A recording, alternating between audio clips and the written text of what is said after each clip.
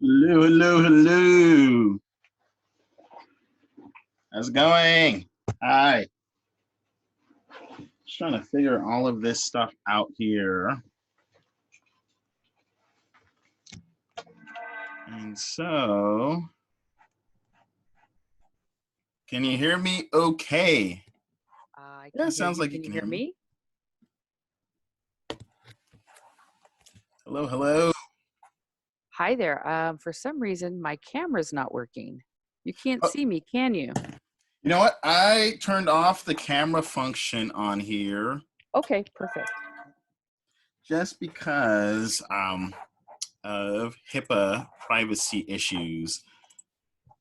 And I'm still trying to figure out how this program works. So please forgive me here. This is the new cool thing, right? Yep. Yeah. Okay, awesome, awesome. Well, we're gonna get started here. Welcome, right? Welcome everyone. And as you can see, you're in my personal office. I have my daughter's teepee here. And under these circumstances, the world has changed immensely over the last week here. And I just wanted to give you an update in terms of what's going on. I don't have as much of the visuals. I do have a presentation here. And let me see. I'm going to share screen here. Oh, here we go. Sorry. One second here. And so I know we've been hearing a lot about the COVID here on the news, and I just want to give you an accurate perspective here in terms of what's going on. And so let me just get everything set up here. Okay. Shows that. Okay, so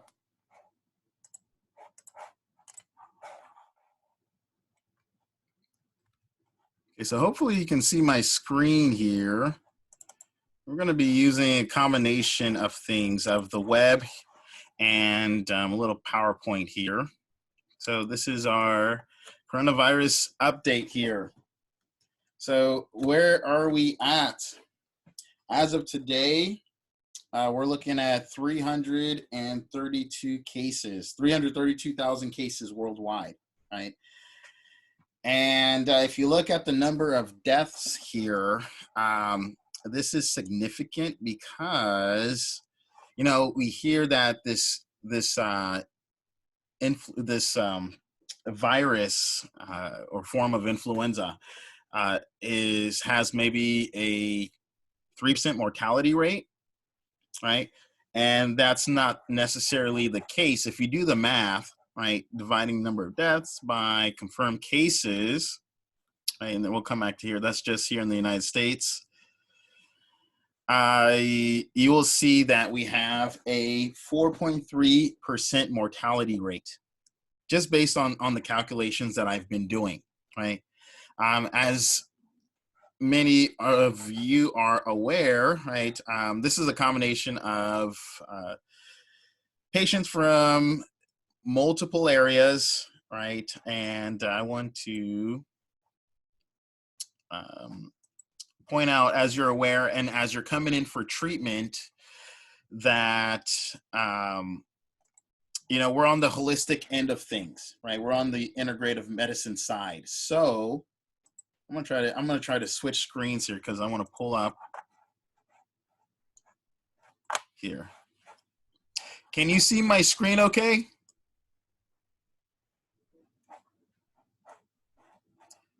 Let me see. Again, yes. Apologize. Okay, you can see my screen okay. Okay, so that is a very fast rate. Why are we concerned? Because this virus is doubling at the rate of about, it's doubling every 3 days, right? Maybe even every 2 days, right, in terms of number of cases. And you might, you may have heard that this is nothing, that the flu kills more than this virus, and that's not true. If anything, this virus actually is 10 times worse than the flu, maybe even 20 times, right? And so what's the problem? We have this problem in terms of we don't have enough masks, we don't have enough PPE, personal protective equipment. We have our practitioners on the front line, our emergency medicine, and we don't have enough to give them to treat patients, right? As you may know, when I'm in the clinic, right, or when you're being treated in the clinic, right, we use rubbing alcohol, and I wash my hands, and I have sanitizer, and we use all the precautions. But imagine if we didn't have that. And so that's where we're at. And let's see here. Hopefully you can still see my screen. So I want to make this interactive here in terms of explaining what's going on. And we can say coronavirus news, right? So little by little, we've been finding things such as maybe if you have a sudden loss of smell, right? You could be a asymptomatic carrier, right? And other things such as maybe this hydroxychloroquine. Okay, so look at this. This is an interesting article here. Man dies after ingesting chloroquine in an attempt. Just need to close things. Man dies after ingesting chloroquine in an attempt to prevent the coronavirus, right? So I think, one problem we have is that we have this, okay, there was an announcement made that maybe hydroxychloroquine and azithromycin may help, right? But that's not the case. It's just a small study, right? And I'm sorry. I want to go back on that. Those drugs can help, right? They may show some a sign because hydroxychloroquine is a anti-malarial drug. Hydroxychloroquine, right? So I think the problem is that people hear this magical pill solution, and as you can see here, hoarding's already a problem. People are, trying to get the drug. There may be a shortage of the drug for other individuals who may need it, right? So I think it's a premature speculation in order to make out there, right? And we're talking about a lot of people. The world has really changed, right? I've been a victim. I'm sure all of you have been a victim in terms of, closing down of services. Wondering how the food's going to get restocked and this and that, and a lot of issues. So I think it's very important to to be accurate with people. And one thing you won't hear me say is, "Oh yeah, let's just go gun ho with Chinese medicine and acupuncture." And there's no reason behind it. It's a combination of things. So if we're going to help solve this, we need to put our resources together, right? So you can say, let's see, loss of smell and coronavirus, right? What's the olfactory? Right, I'm gonna click on a link here where we don't need right, it's CVS, right? We'll just go for here right now, right? Because we're just, yeah.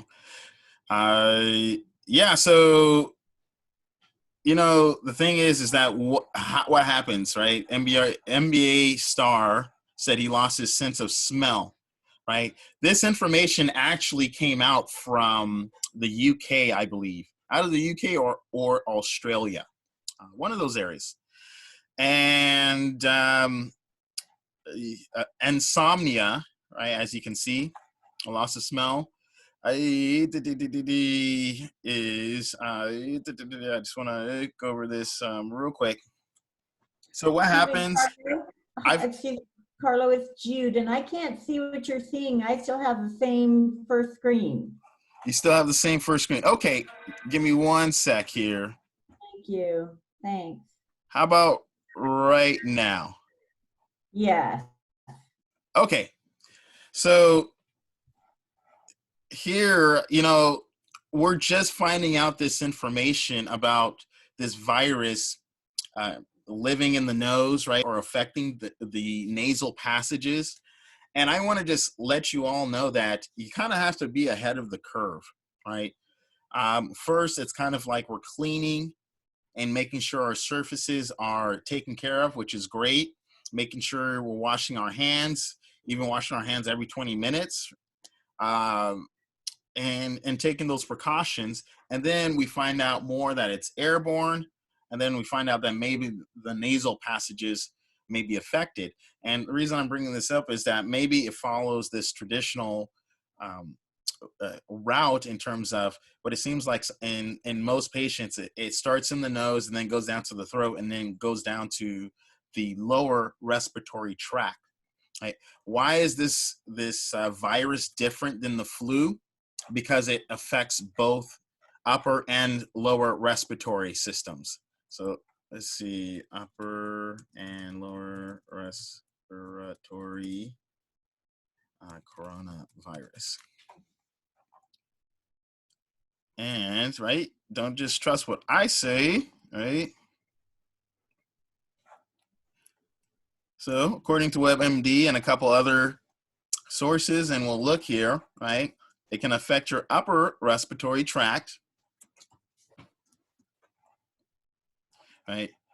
And it can affect your lower respiratory tract.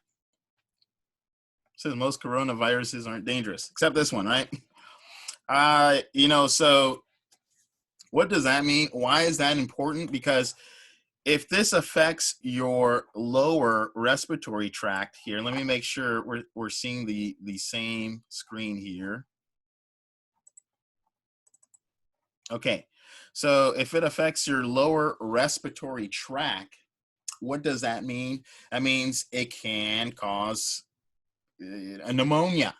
It can get into the lower aspects, the lower depths of your lungs, which are the alveoli, right?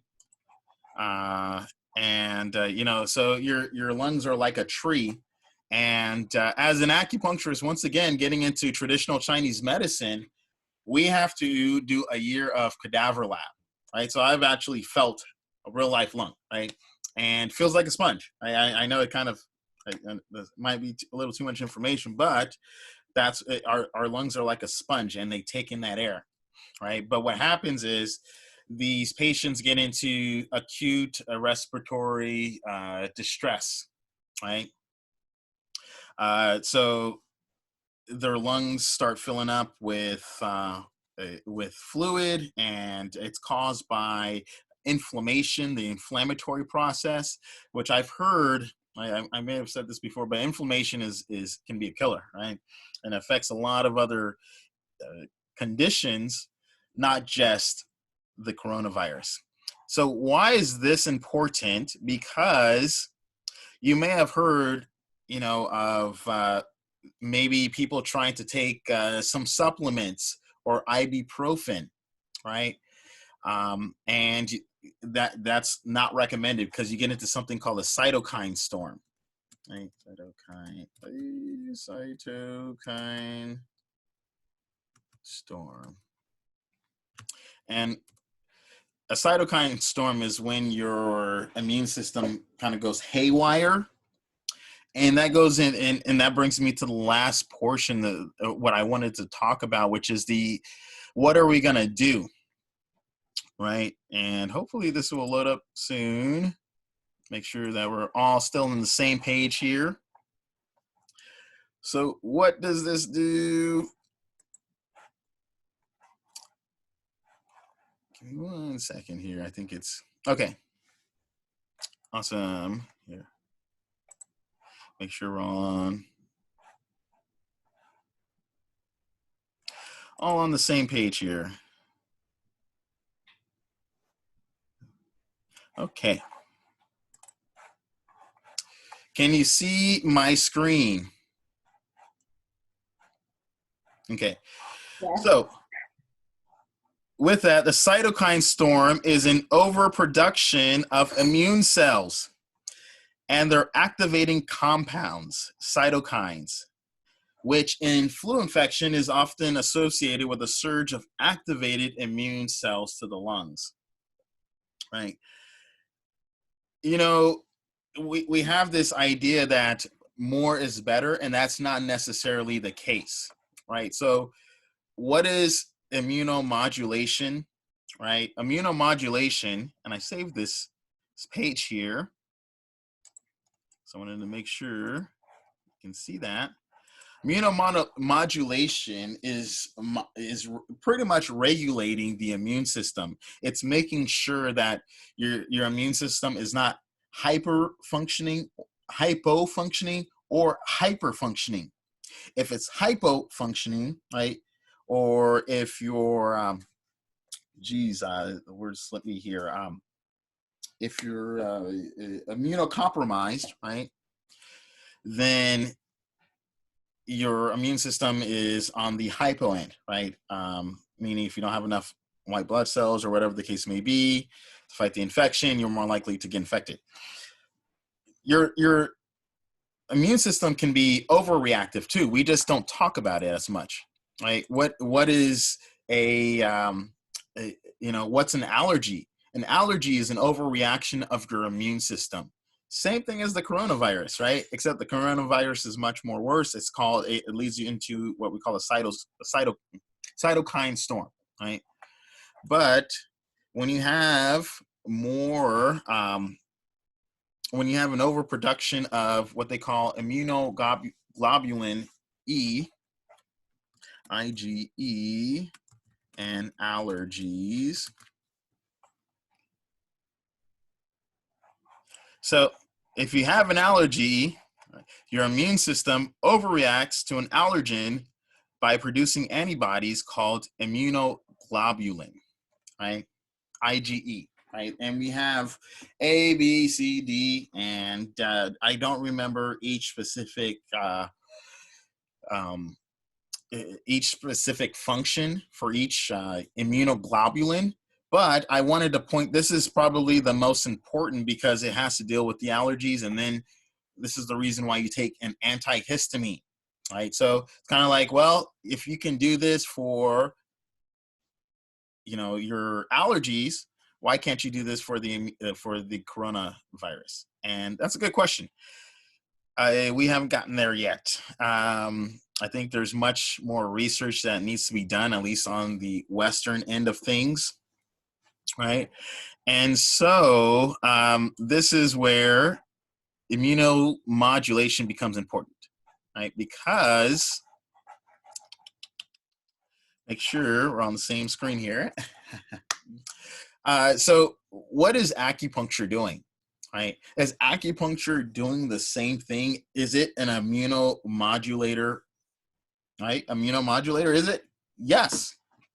Right? And we can look into some of the research here. I'll try to pull up some more research for you so you can see. But we look at this word homeostasis. It's really bringing the body back to its normal function. No matter what's going on, right? Or whatever illness you have, any illness you have going on is going to throw your body off, right? It's trying to throw it from a state of homeostasis, right? Normally you're not coughing, you're not sneezing, you're not you don't have a fever, right? But if your body is attacked, right, it throws it off from a sense of balance, equilibrium, right? And that's really what acupuncture does, right? It helps you to regulate your system, right? So you know, what can we do? Because I'll tell you here, the way we're handling it here in the United States, we are lagging a little bit behind, right? I'm confident we will catch up with things, right? But if you see how, and I'll tell you how serious things can get, if you see how people are dressed in China, right, in terms of treating, and let me see.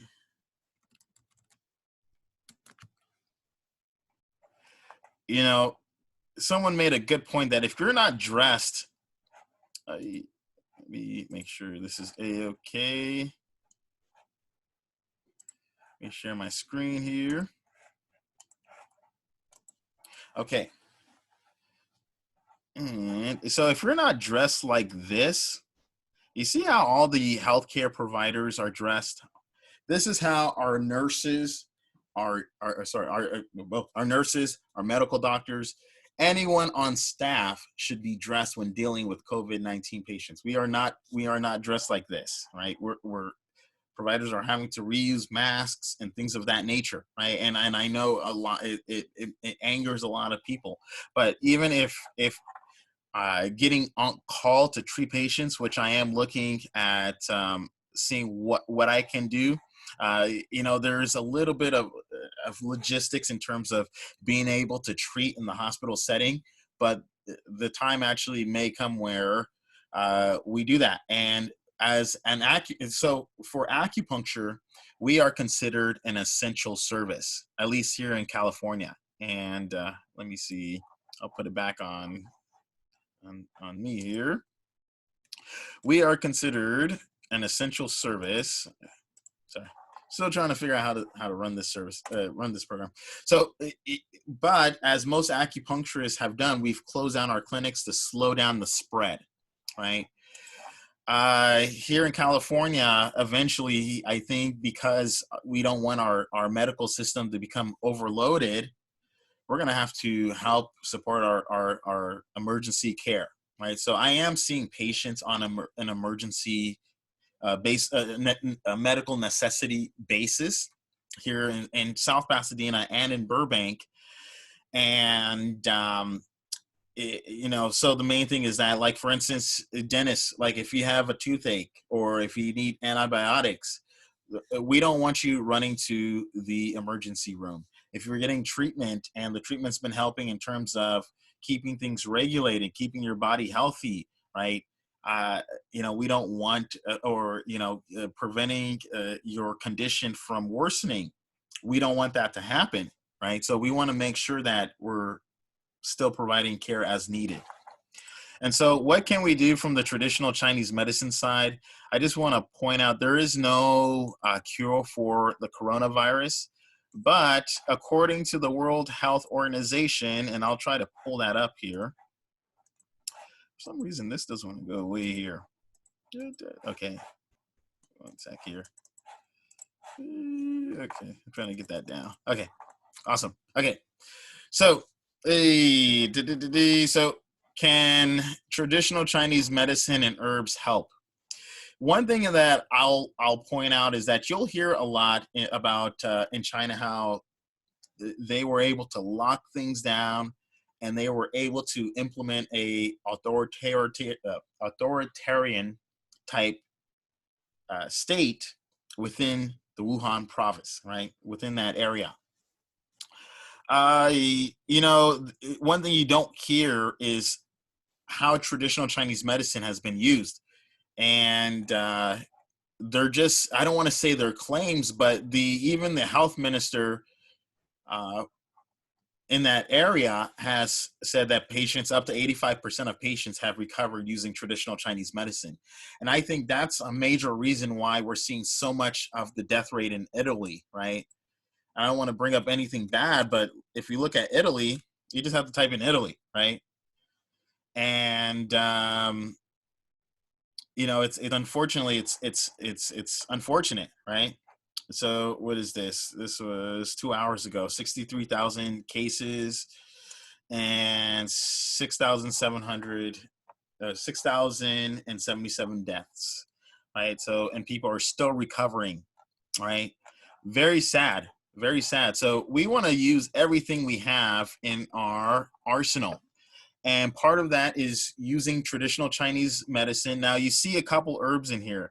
Huang Qi, we're going to be wrapping up here. Huang Qi, Gan Chao, Feng Feng, Feng Feng, right? Baiju, Jin Hua, this is honeysuckle, and Lian Chao. These are all Chinese herbs that we utilize, and they're used in certain formulas. Right. Now, the thing with Chinese medicine is that it all depends on the person. It's very individualized medicine. So I can say, yes, this formula composition can help patients, right? Just make sure this formula composition can help maybe 70% of my patients, but what about the other 30%? So you're going to have to tailor this a little bit. But honeysuckle is really good. Also on here is Juqua's missing. It's called chrysanthemum. It's known as chrysanthemum tea, right? And this is actually one of my suppliers here. You want to see? Right. Disperses wind and clears heat, right? And in Chinese medicine, we say certain organs are affected, the lung and the liver, right? So if there's something I could recommend, I would recommend maybe a more mint. You can do mint, you can do chrysanthemum, and you can also add something a little bit light like ginger to balance things out. So ginger is a little bit is more on the warmer side. Mint and chrysanthemum are more on the cooling side, right? And you can order, trying to see, I believe you can find both of those herbs either at an herb store. Try to get the raw flower as much as possible, or you can order them online. Or if you need me to to supply you with herbs, I'd be more than happy to do so. You can either contact me at mailbox@csjacupuncture.com, or contact the office, and the message will get relayed to me, and we'll get you set up. We'll get the herbs sent out. And I just want to make sure there's I know we're going a little bit past 3:30 here, but feel free. I'm just going to cover a couple other things here. And what are some other things we can do? Right, the CDC has set guidelines in terms of trying to help us out, in terms of trying to give us some guideline. Right, there's no cure, so we were supposed to treat the symptoms. So if I had any advice for my patients, if I were to tell anyone, what would I do for myself, for my family, it'd be treat the patients. Treat the symptoms, right? Treat the symptoms. So, and what are the symptoms? Fever, right? You can, once again, you can do this chrysanthemum. How much chrysanthemum? I know, maybe like a cup or so. And you just need a few leaves of the mint, maybe 1 or 2 or 3 stalks, and maybe a quarter of ginger, right? But going back to, let's see if we can get back to that article here. And maybe, I think, okay. Going back. Okay, so I think it was this one here. Give me 1 sec. Gotta love Windows here. Okay. So I love using the internet here too, because you can see what I see, and this is the process I go in terms of researching. And I'll give you one more link here. Also, I'm trying to get it set up where I can show you where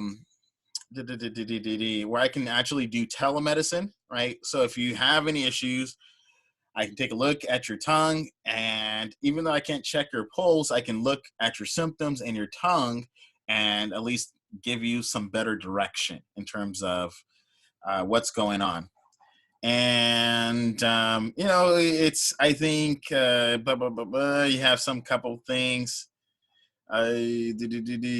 Even studies that show concrete benefits I think one thing you always want to look out for is that not everything, there's always a bit of skepticism even when it comes down to the research with acupuncture and the herbs, right? Right. There's a lot of studies between the 2003 SARS outbreak, right, and traditional Chinese medicine. And what I want to point out, right? So there's some good concern. Are they promoting it for political reasons, right? I say you do what works for you. You know what has helped you. You know what has helped you feel better, right? And personally, I feel like we probably won't get through. I'm hoping we'll get through this, okay, right, and unscathed as much. But I feel like we're gonna have to open up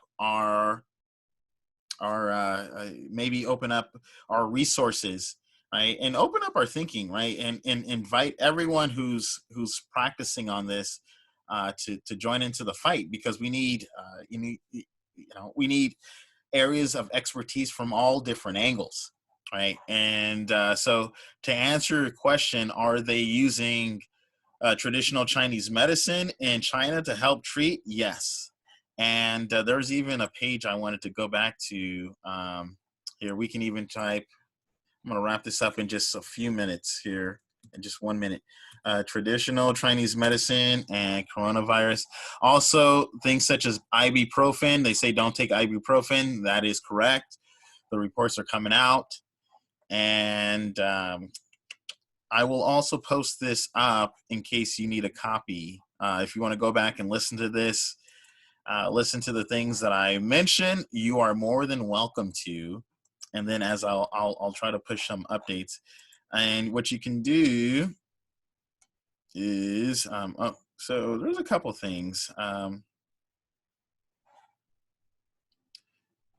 Let's see. Demand for Chinese herbs, acupuncture spike amid coronavirus outbreak. Very much so. There's a remedy that can inhibit the 2019 COVID. This came out about a month ago. And you see more of this information from international news, right? In terms of research, current research we have for acupuncture, you can find that on PubMed, easy, right? I go to PubMed right now. For instance, if I were to go to PubMed,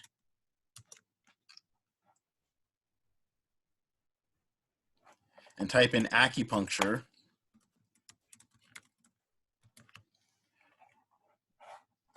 so I gotta open and do this. And if I search for acupuncture, get over 8,000 results, studies. Acupuncture for post-herpetic neuralgia, right? Neurological mechanisms for acupuncture and some common illnesses, right? Lots of information. And you can also see a lot of this data didn't start coming out till 2004, 2005, just like the coronavirus, right? You see the trend. Oh, thank you. So we're coming up here on closing up. So we're still just finding out more information about acupuncture, what we can do.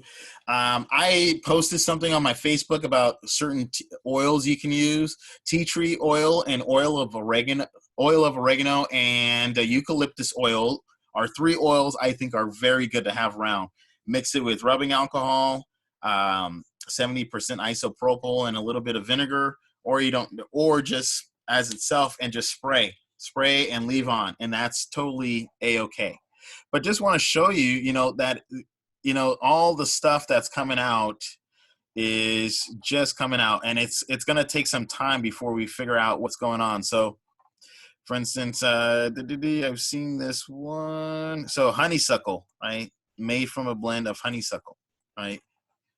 We go back here. What is the honeysuckle? It's the Jin and Hua that we were talking about earlier. So hopefully it all makes sense. I know I'm going a little quick here, like honeysuckle. And you make it into a tea. Now with that, you don't want to just do honeysuckle. A lot of times we mix in these herbs, honeysuckle, gin, and hua. See?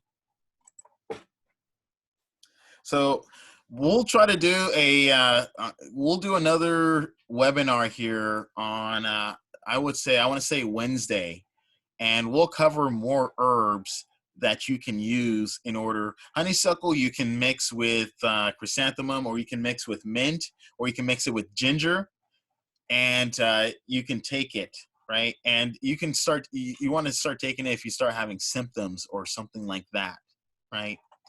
So any questions?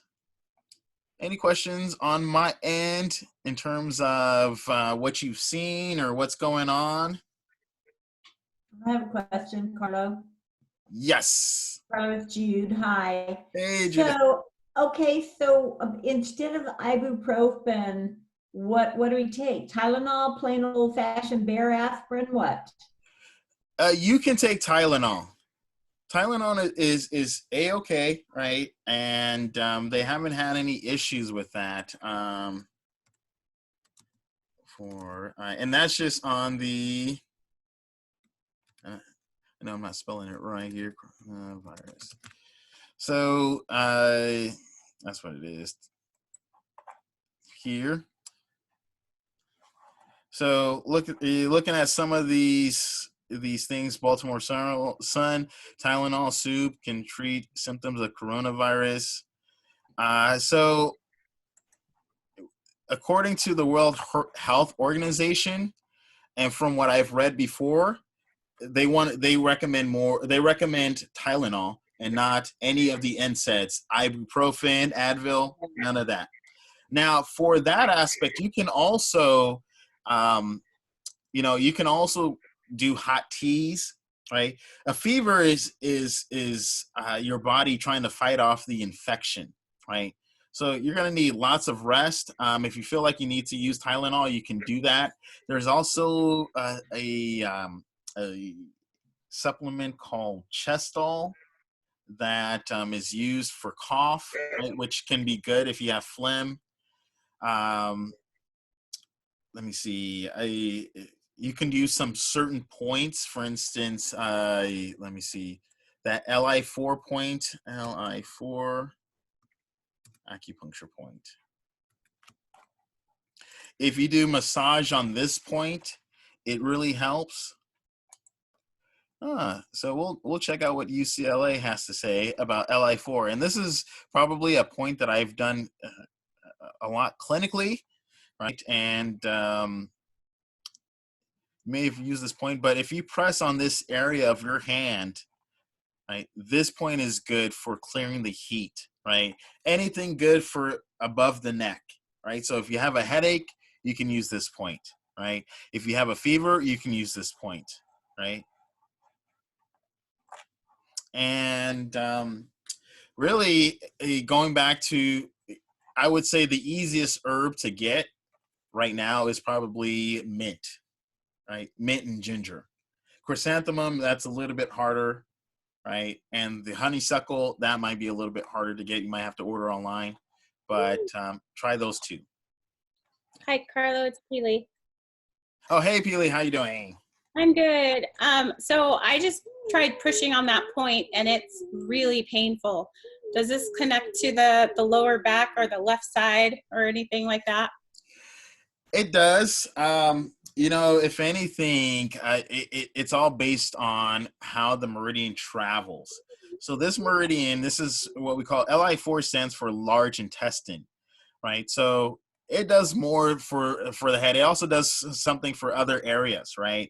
It'll do something for the stomach, right? It'll do, and it also connects to the stomach meridian, which goes throughout the entire body. So if you press on this point and it is sensitive, definitely there's something underlying going on in the meridian, right? Or maybe it could be another area that's connected to that meridian, if that makes any sense. Yes, that makes sense. Thank you. Oh, yeah. Hi. Sorry, that's my son. Oh, hey. Hey, Carlo, it's Jude again. Hey. So I just want to tell you, I am doing really good with my groin tendon issue. Thank you very much. Okay, no problem. No I problem. have a question. I have another question. So what constitutes medical necessity in terms of when can we decide that we want to come in? Okay, so if anything, medical necessity would be if, let's say, we haven't had treatment for a week and you feel like the pain's starting to increase, that would be a medical necessity, right? The measures that we're taking at the clinic include only seeing one patient at a time, right? And when we're treating, it's treatment's limited to 20 minutes in terms of we try to limit the treatment to about 20 to 30 minutes. So meaning that it's more direct, and we try to find out what's going on and all that fun stuff. So to answer your question in terms of when do you, if you feel like you're in need of treatment and you feel like your symptoms are increasing, then you can definitely give us a call. And one thing I want to point out is that we've been seeing things play out. We've heard Mayor Garcetti try to make sure things are regulated, setting up only the essential services, right? Because there are certain other essential services that maybe are there that you can argue with are essential or not, whatever the case may be, but I've spoken personally with the Los Angeles Department of Public Health, and I've tried to get in network. I'm trying to get in contract with LabCorp and Quest Diagnostics, because under normal circumstances, under normal circumstances, I can send a patient and refer someone, right? Or any provider, you can send someone and they can go in and get their labs done and check with the insurance, all that fun stuff that's taken care of. With COVID-19, the rules are a little bit different, right? And I want to keep you all up to date in terms of what's going on, because they've only been testing individuals who've shown symptoms, right, for the last week and a half, right? At this point, the disease is already, we can say it's full blown because of all the symptomatic individuals who are walking around, people, still gathering. It's going to go out, right? So as far as testing, we don't have any kind of significant testing yet. By the time you already have these symptoms, it's already, it's too late, right? In that sense of trying to find out, but we want to know everyone who's being tested. So, and then even further, the hospitals won't accept you unless you're having severe symptoms, right? That's where the ventilators come in, right? And if you have too many people who are sick or severely in the need of breathing treatment, right? That's where you start seeing the collapse, right? That's when you start seeing things in what we don't want to see, right? So, with that, we want to still provide treatment for those who need it. For the testing, these places will be rolling out soon. Target, Walmart, Walgreens, they're all getting prepared, but we're going to have these little problems. Do we have enough nasal swabs, right, in order to perform the test? And how fast can we get the test results? I have a private company I've been looking at who does 15-minute COVID testing, but it's too hard to get the kits, right? So when it comes down to the testing, we have a logistical problem. I'm not sure how long this virus is going to be around. It seems like the 2-week break is just to give everyone a break, and then eventually, right, this is going to be around for a while. So we need to figure out how are we going to deal with it and treat patients and not just send people home, right, when there's nothing that can be done or their symptoms are mild, if that makes any sense. We want to be able to give people treatment options so that we can prevent them from having those symptoms exacerbate, get worse, right? And that's where you're seeing in the other countries when things get worse or bad, if that makes any sense, right? So I just want you all to be aware, and when you see when you see things going on the television, know that there are things at work, and but maybe it may not be as cut and dry, right? There's going to be maybe some roadblocks we have to jump over, right? And this issue hasn't necessarily moved inland, right, into middle America as much yet, right? It seems like the big cities and coastal cities are kind of getting affected and then slowly making its way, right? But as far as these orders to stay at home, that's one of the best things you can do. Try to, if you're going to the supermarket, I know we're limited on things, but try to either get delivery or grocery. There's like the Instacart, or if you have to go, try to make sure you have hand sanitizer. And I even have a little spray that I've made. That I mentioned earlier. It's rubbing alcohol and a couple other things. And so, oh yeah, she can come on. Hey, I got my daughter here.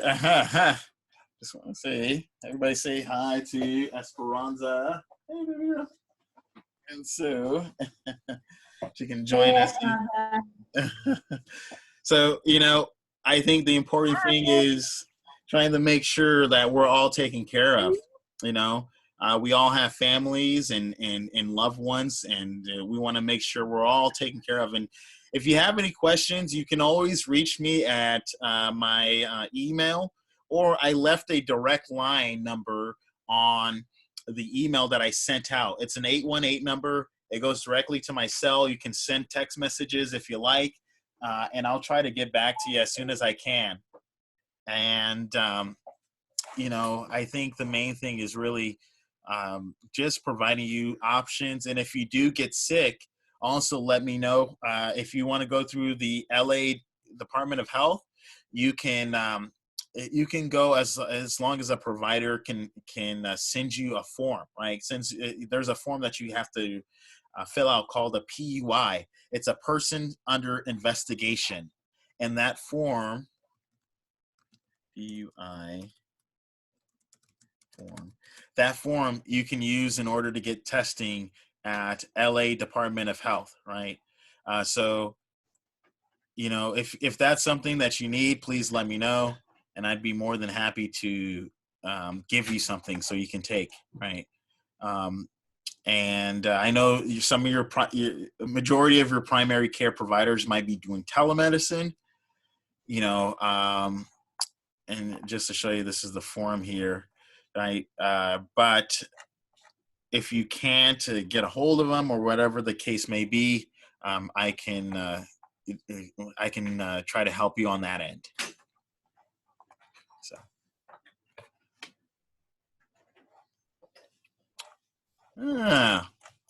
Any other questions, concerns, thoughts? Please feel free to throw them in. Okay, go ahead. Yeah. So, hi, Carlo. My mom's here with us. This is Peely. Yeah, this is Jeanette. Hi. Hi. I wanted to say how I have been doing so well these couple of weeks. I've been here ever since 3/12 when I last saw you. Mm-hmm. And I didn't come last week, Thursday, because I wasn't feeling so good and some things was going on here because I'm helping out with the grandson. But I've been doing so well. And this activity up and down off the floor with him has really been so much better. I mean, much less trouble with my hip, my right hip. Okay. Oh, very awesome. I know, and all of us are doing, well. There's no symptoms to speak of in that regard anymore. So thank you so much. I just wanted to tell you that. Oh, thank you. No. If anything, no. I'm very happy. I'm very happy. If there's one thing I can say is, and I think it goes before the coronavirus came in. We're all trying to be at our best. Right? I want everyone to be at their best. And if there's one thing that we can do in terms of trying to protect our body and trying to make sure we're prepared for this virus, is try to take care of all those little things. So give me 1 second. Okay, baby girl. Okay, go to mama. I'll be there soon. So with that, you know, it's doing all these little things that that help us to get better. So that's why I don't want to stop on, you know, I don't want us to take a month off from our treatment or whatever the case may be, unless you know, unless needed, right? If so that's why we're trying to work everything so that you can still get the treatment and still keep on with feeling good, right? Because that's going to be your best defense, right? That's going to be your best defense. Thank you, Carlo. I have to leave, but thank you. No problem. No problem. No, thank you. Thank you everyone for joining, right? So, And doctor, one last question from Jeanette. oh, Are yeah. you still going to be doing the Tai Chi, and will you be doing it by Zoom, or are you not conducting that? You know what? We will be doing Tai Chi. I haven't set up a schedule in terms of when things will start to roll out here. I'm Okay. hoping we'll get that started this week. And even because we're on this break here, it's something we will actually do daily, right? Yeah, yeah. I would like to get the instruction about it so that I'm doing it properly. Yeah, yeah. What we can do, actually, I'm working on getting the Zoom set up, and as part, Oh, okay. you know, and even the order is until April, I believe April 19th.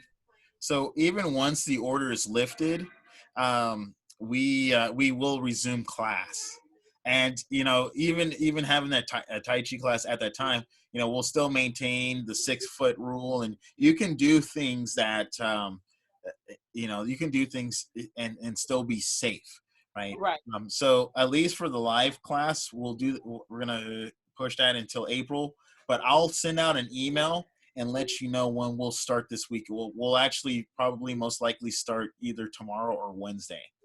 Okay, that sounds great. Yeah. Yeah. No. If anything, you know, many blessings to every one of you. Right. I know it's a hard time. Right. There's a lot of uncertainty. There's a lot of scared people. Right. There's a lot of emotions. You get what I'm saying? And as humans, we're being isolated, right? And I think, you know, some people say, you know, things such as, you know, handshakes or maybe gestures will decrease, which I agree, right?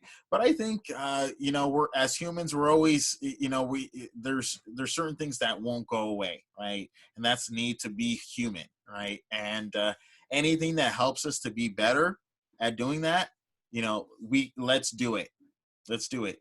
And at least on this end, we're going to be trying to fight as much as possible to see how we can support the medical system and how we can still support all the patients, right? And how, you know, how you can support yourself, right? How can you help your family, right?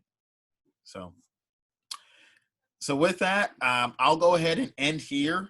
Please, if you have any questions, don't be a stranger, and feel free to send us an email or whatever the case may be. And many blessings to you all, and have a great evening. And I'll be in contact soon. Thank you. No problem.